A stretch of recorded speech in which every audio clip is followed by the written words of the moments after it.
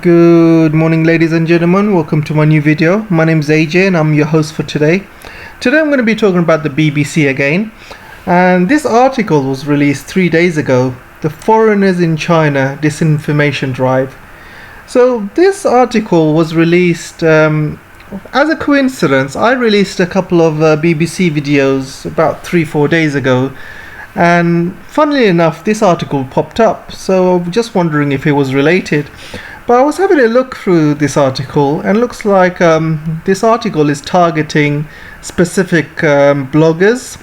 As you can see, a few of them, I don't remember the names, but I think I've seen their faces around, and so they're kind of targeting these bloggers. And I'm just looking at this article, and it's completely negative the way they've talking about these British bloggers abroad. If they're in China and they're talking about stuff like travel, they're talking about politics, whatever they talk about, it's up to them. It's freedom. You know, whatever subject they want to talk about, let them talk about it.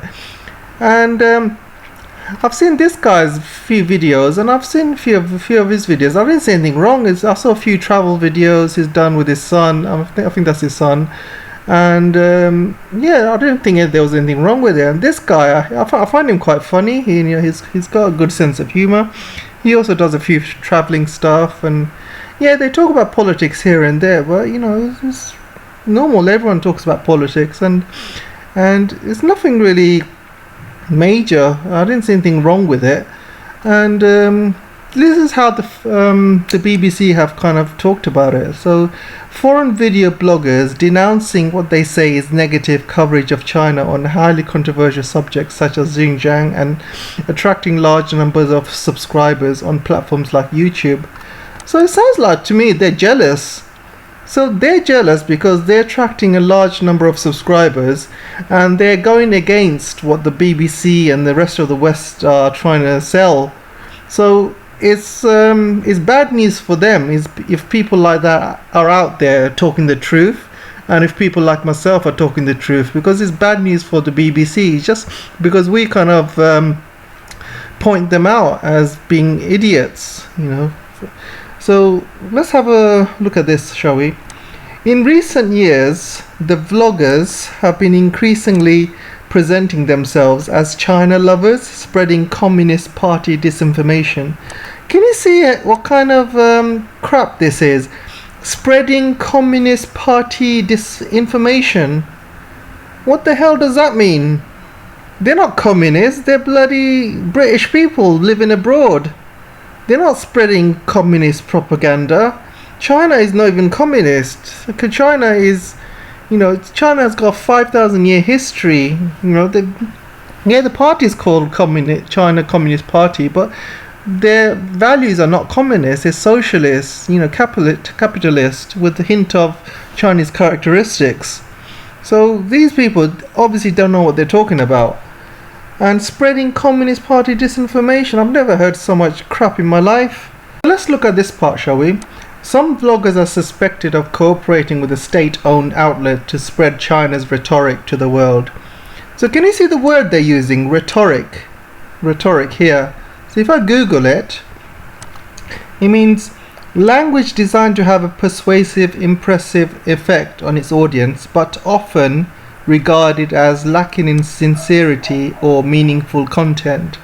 So you can see rhetoric is quite a negative word. So when somebody says, you know, you're spreading rhetoric, you know, it's not in a good way. It's quite negative. It means it's not meaningful, etc. So they're using these specific words, and you can tell immediately that these guys are anti-Chinese. Just by the wording they use, and they're saying that BBC is not biased, but obviously with the wording they use, it shows clearly they are biased.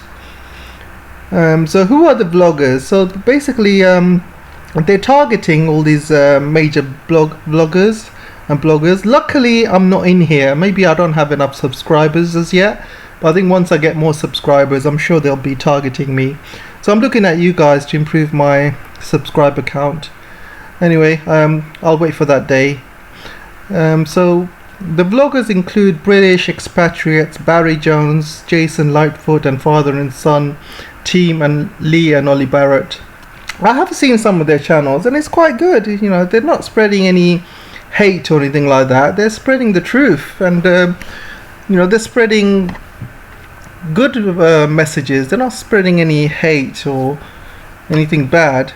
I think comparing to my channel, their channel is pretty tame. I'm a lot more brutal when it comes to honesty and speaking the truth. You know, if you see my videos, I'm pretty much very, very brutal against the West. But that's because I can get away with it. My subscriber count is not that much. I'm not in it for the money.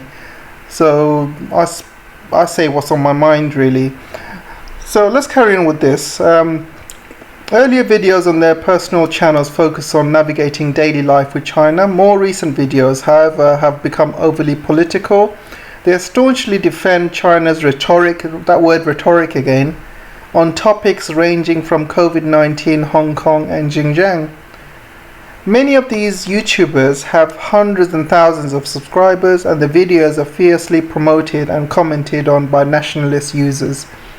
So what the hell do you want them to do? They're living in China and they can see what's happening to China. They can see the West, all these fake news and all these fake stories coming out and all these stupid, you know, fake accusations coming out from all of. So they're obviously going to say something. They're obviously going to try and stick up for the country they're living in, because they have no... They have an open mind. They know exactly what China's like. They're living in China, so they are the best people to speak about China and speak for China. What else are they going to do? And look at this. The BBC are so jealous. Hundreds and thousands of subscribers, and the videos are fiercely promoted and commented on by nationalist users. They are so jealous. The BBC are so jealous, because the BBC is trying to send out a message. And they find these British people that are talking against the BBC, they find them a threat, because they've got hundreds and thousands of supporters, and their message of the truth is being sent out to lots of people, and they find that a threat. So let's carry on, shall we? China's constitution guarantees freedom of speech and freedom for the press. However, Chinese bloggers and citizens and journalists are often detained or arrested for making videos deemed to be unfavorable by the authorities. In December 2020, citizen journalist Zhang Zhan was jailed for 4 years after making a number of vlogs during Wuhan coronavirus outbreak. Listen guys, BBC is just talking crap again. You know, no country is going to allow someone to spread false information and false lies about the country to the world. And China does something about it. So if anyone's sending fake news and fake crap about China, then China rightly should arrest them. You know, your only right in China is to speak the truth. If you speak the truth, you've got nothing to worry about. If you're going to lie and spread disinformation, start making up crap about China, about, you know, just to please your Western audience, then you're going to get arrested. So let's look at this Zhang Zhan, shall we? Zhang Zhan is a Chinese citizen journalist and a former lawyer who was tortured by Chinese secret police, sentenced to 4 years in prison on the charges of picking quarrels and provoking trouble, for her reporting on the Chinese government's mishandling of COVID-19 pandemic. So here, for her reporting on Chinese government's mishandling of the COVID-19 pandemic, if there is any country in the world who has handled this pandemic perfectly, it's China. Okay? So I have no idea what the hell she's been reporting on. She needs to go to America, she needs to go to India, then she'll see how people are being treated in COVID-19. In India, people are being floated on rivers and dying. Hundreds and thousands have died. In America, hundreds and thousands have died. She needs to be over there to talk about the COVID-19 pandemic and see how the West is treating their patients.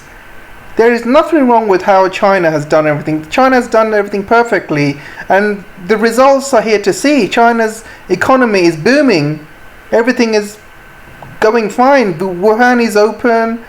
The economy, all the factories are open. They're full steam ahead. And look at the Western countries. They're in and out of lockdown. Hundreds and thousands are dying. Seriously, I don't know what the hell she was reporting on, but yeah, rightly so, they arrested her. So let's carry on, guys. So the BBC have made her as an example, but that is a crap example. They really should have picked someone better, at least.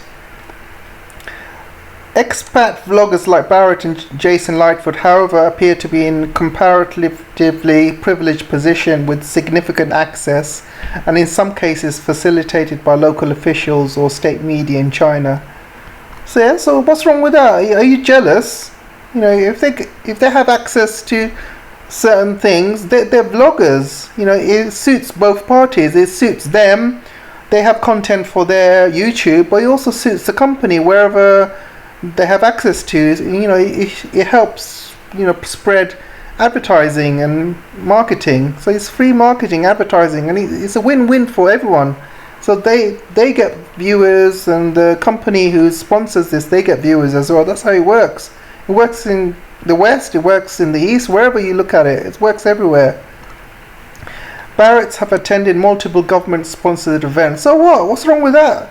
There's bloggers in UK who attend a lot of government-sponsored events. It happens all over the world. There's nothing different. There's no difference. In one of his videos, Lee Barrett comments that organizations like state-owned China Radio International will offer to pay for transport, flights and accommodation in exchange for him and his son commenting on their trip in state media. Yeah, what's wrong with that? It happens all over the world. Bloggers in the UK do that. Bloggers here get offered travel, accommodation, and if you're a hotel, you invite a lot of bloggers to your hotel in exchange for them blogging about the hotel and posting it. If you're a blogger and you got millions of followers, then everyone wants you. Everyone wants to be associated with you. It happens all over the world. There's nothing wrong with this. It's just stupid information that these BBC reporters are coming up with when this is happening all over the world. Seriously, I'm just getting sick of reading this. So let's carry on, guys. So they obviously put Mr. Lightfoot's face picture up. I don't know if they got his permission. Doesn't look like they got his permission, because it says here, Mr. Lightfoot did not respond to BBC's request for an interview, yet they posted his face picture for the world to see. Seriously. So again, guys, most of this article is just talking a lot of crap. Again, they talk about this. This is the second time they mentioned this in this article. All of the named vloggers who are able to monetize their videos have quickly racked up tens of thousands of views on their channels, as well as hundreds of comments from highly active nationalist commenters, despite YouTube being officially blocked in China. So again, they sound like they're really jealous because they've racked up tens of thousands of views, hundreds of comments. Oh my god, BBC is dying of jealousy. Seriously. Okay, there are a few things that YouTube does not stop someone repeatedly opening a video and playing it 1,000 times. Because it's money to them if it's a monetized video.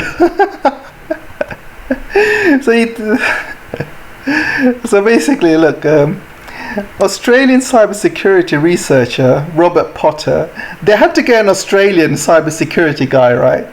Isn't there any British cybersecurity guys around? Come on. They had to get an Australian guy. Australian cybersecurity researcher Robert Potter from Internet 2.0 says although some videos attract genuine views and support, there is evidence that fake bot accounts are fiercely promoting others. Can you believe this crap? I mean, I've had my YouTube channel for 2 months and I go through every single one of my comments and I can guarantee 100% that nobody is a bot. But here they are trying to insinuate that these genuine YouTubers that they got bots following them, and the reasons they got so many views and hundreds of thousands of comments is because of bots. And they're completely in denial. Can you believe this shit? It's completely in denial.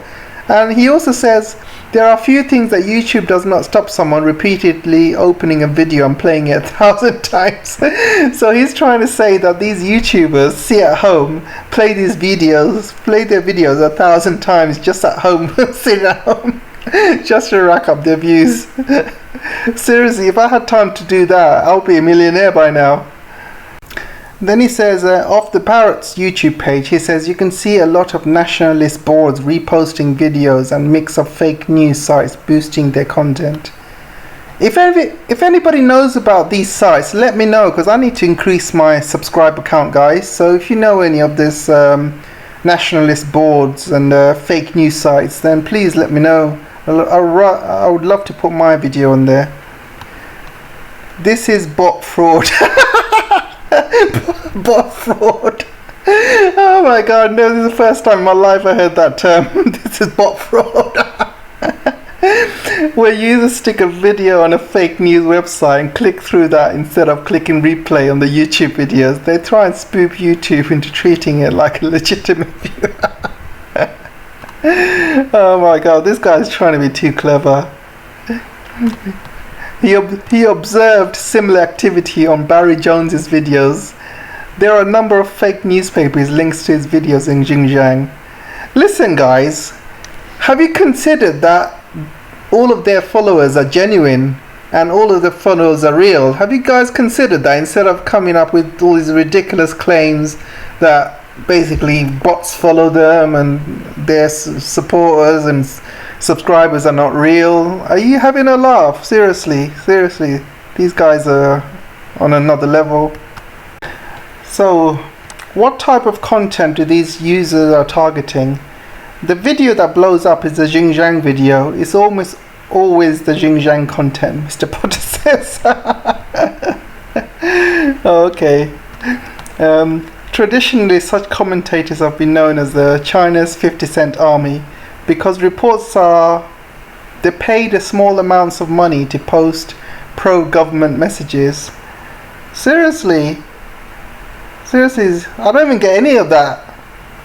I don't even think they do. How about this, right? How about some people are expressing their freedom of speech? How about some people love to speak the truth? How about some people are defending the truth instead of following your fake narrative? How about that? The scale of China's 50 Cent operation is such that such videos could theory rack up thousands of views organically. However, China has a recent history of coordinating media campaign. Listen guys, thousands of views on YouTube is nothing. I've seen YouTube channels with millions of views. I've seen K-pop groups with millions of views in the first hour every time they release a new video. So thousands is nothing compared to some major YouTube channels out there. So I have no idea what they're really insinuating here. Thousands is nothing compared to the population of the world, for example. Seriously, these guys, they're clutching on straws. So they're saying now they're unclear what drives these foreign vloggers, whether they believe in China's messaging or are motivated by the lure of local fame and fortune instead. So the BBC put this question to Lee Barrett and Barry Jones and asked them why the videos have become more patriotic, but received evasive responses. The Barretts posted on Twitter when approached for this article, describing it as a hit piece by the anti-China biased BBC. Good on you guys, I completely agree. BBC is anti-China and it is biased. You can see just by the words they use, the articles that come out. Not once I've seen BBC come up with a good article about China. Not once. 100th year celebration, nothing. China, getting all the people out of poverty, nothing. All these amazing infrastructure projects China's doing, nothing. Not one good positive light I've seen from the BBC. It's all been negative, biased, anti-China rhetoric. See, I'm using the word rhetoric against them now. See how they like it. So we're coming to the end of the article here, guys. There's not much left to it. But they end it with saying YouTube says that these videos are sent to it by the BBC did not violate its guidelines.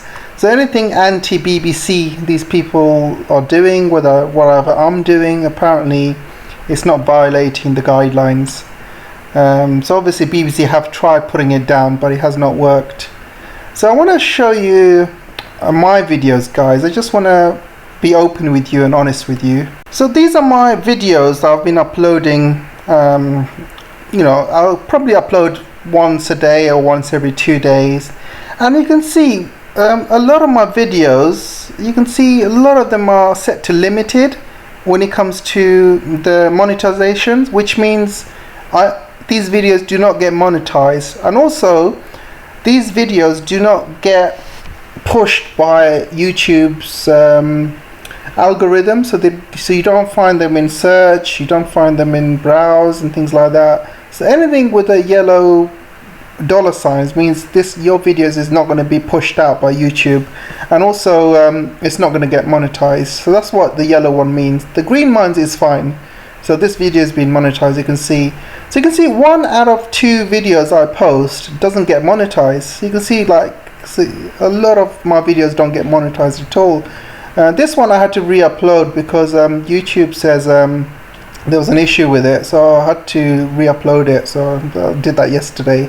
So I lost a lot of my comments and views, so it doesn't really matter, to be honest, because at the end of the day I just want the message to be out there. Also, guys, can you see this video, the Uyghur women one that I created?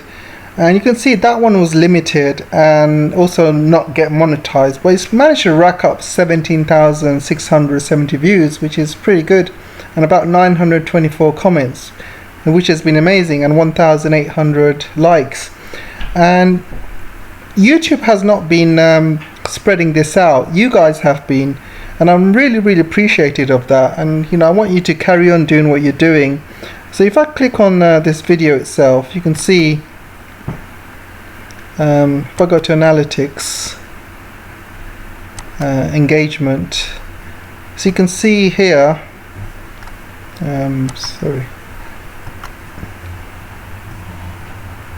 you can see here traffic sources external. So this is some people have been spreading it using WhatsApp, some people have been spreading it using Reddit, a few on Facebook. So a lot of you are doing good stuff, advertising the video, which YouTube doesn't. So whenever obviously these non-monetized videos come up, YouTube does not push it out there. So you guys only push it out there. So you guys have been great pushing out this video. So I really appreciate that. And one thing I want to talk about this video, actually, I've seen a lot of these, seen a lot of comments made about this video, and one of the comments people were making was this woman was rapped. I'm going to say the word rapped because again, using the real word gets me demonetized. So apparently a lot of people don't understand what the word rapped means. So the true definition of the word is here. So the legal definition of the word is when a person intentionally penetrates another's, you know what I mean, with a P. So this is very important, without the other person's consent. So this is the legal definition, guys, and this is why men get tried and charged and women never get charged. And you cannot use an instrument to rap someone, because if you use an instrument, that's classed as assault. Obviously I can't say the full word. So if you use an instrument to do that, so that's classed as this. But if you use this part of your body, then that is a legal definition. I don't care what American definition is, or any other world definition is, or any dictionary definition. This is the legal definition, which means if anyone cries that they have been raped, they need to go through all the proper procedures of checkups, body checkups. They need to go through all the medicals, and they need to be cross-examined to see whether they're telling the truth or not, because their testimony could ruin somebody's life. So if you're claiming rap against another person, you could literally ruin their life, and they're gonna have to spend their life in jail, and they'll lose everything. If you do the same against another country like China, if you're claiming rap against China, then what you're doing, you're spreading anti-Asian hate, you're spreading anti-Chinese hate around the world, you're spreading anti-Chinese rhetoric around the world, and you could even start a war because of that. So these people coming out and claiming to be raped, they could be starting wars, they could be it's causing a lot of violence, this causing a lot of tension, so these people need to be accountable. And to be accountable, you need to be able to be cross-examined. You need to be able to, people need to check your facts to see if it's true, because these are very, very wild accusations.